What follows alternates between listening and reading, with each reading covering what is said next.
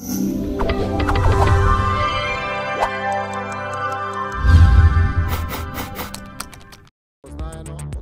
решивме сите несогласувања со српскиот претседател Александар Вучич, подадовме рака и ветивме дека ќе соработуваме, вели премиерот Зоран Заев во интервју за телевизијата N1 за време на официјалната посета на Босна и Херцеговина. Тој додава дека владата ќе ги следи желбите на граѓаните, како што вели граѓаните сакаат соработка.